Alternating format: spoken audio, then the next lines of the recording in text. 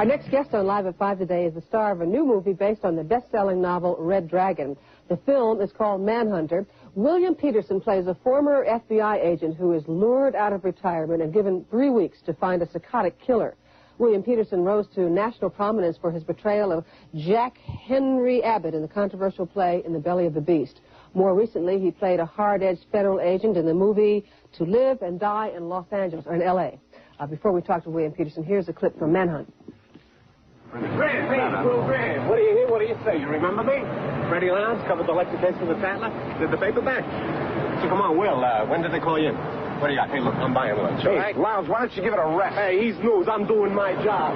So, how does this guy compare with Lecter, huh? What does he do to him? How's he doing? How's he doing, Will? Keep away from me. Will.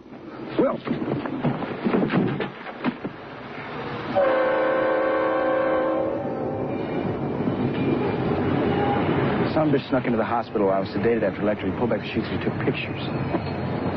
Yeah, I know. Look, don't expect too much from me, all right? We only got 3 weeks left and you're our best shot. What do you think? I'm going to see him standing in the street and say, there he is? That's Houdini you're thinking about. Welcome to Live at 5, William. The killer in this movie is, at the very least, a demented, gruesome lunatic. Is that all we need to know about him? Well, yeah, you learn a lot about him during the course of the film. He's a very, very involved character, as are you. He's a very sick man. There are reasons that this case, that the character that you play in this movie should not really involve himself with this case. Can you fill us in on your character study a little? Yeah, Will Graham, the character I play in Manhunter, is at the beginning of the movie, he's a former FBI forensics expert who has been out of work for 3 years because of he retired because of the strain that it took to do his job. He approaches the capture of these serial killers through the behavioral science by turning himself inside out to try and know what these killers think that they're doing. Because of the fact that they're such motiveless crimes, regular police procedure doesn't work in finding them. So the violent crimes unit of the FBI tries to get into the heads of these killers, and by doing so, Will Graham has hurt himself a lot in the past, and he takes this job because, well, basically because he's a very moral man, and he comes back to it and puts his life and his family's life in jeopardy. Does that sound realistic to you, that a man who has, in getting into the head of a killer in a previous case, almost loses his mind, or in fact does spend a lot of time in psychiatric care in a psychiatric ward, to come out again and do the same sort of thing, knowing that he can risk getting caught up in this again? He deals with the, his boss knows how to get him to help. He shows him the families when they were alive. And because the guy kills families, and he also like tortures family pets.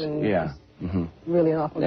And Will Graham just can't abide. He has a wife and a child, and it's just that connection that forces him back to the job and to try and track this guy in the three weeks before he's going to kill again.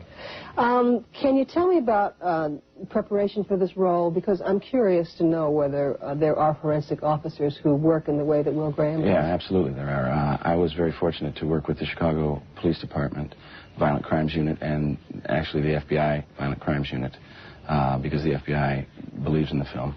And I was able to meet these guys and talk with them and look at their actual some of the actual crime files, and it was quite startling.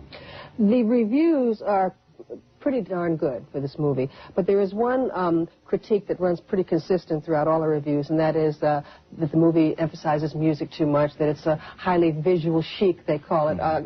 Being a serious actor yourself, can you react to this? Absolutely. Michael Mann, when he got this story and started to develop it, and before we started actually making the film, he told me that what he wanted to do with this film, in order to make it something that audiences would come and see, because he feels that the story is important to tell, he wanted to create a real visual aura for the film, so that audiences, instead of the movie coming down into the audience and hearing people would actually go up onto the screen. People would be drawn into the actual beauty of the film, and the story would work underneath in a more emotional, interior way. And I think he's matched that with the visuals and the music to create this extremely suspenseful thriller. The name of the thriller is Manhunter. The reviews are sensational. It opened today, and I wish you continued success, William. Thank you for coming by and seeing us. Okay. Thank you. Jack. All right, Sue. Pat Harper's...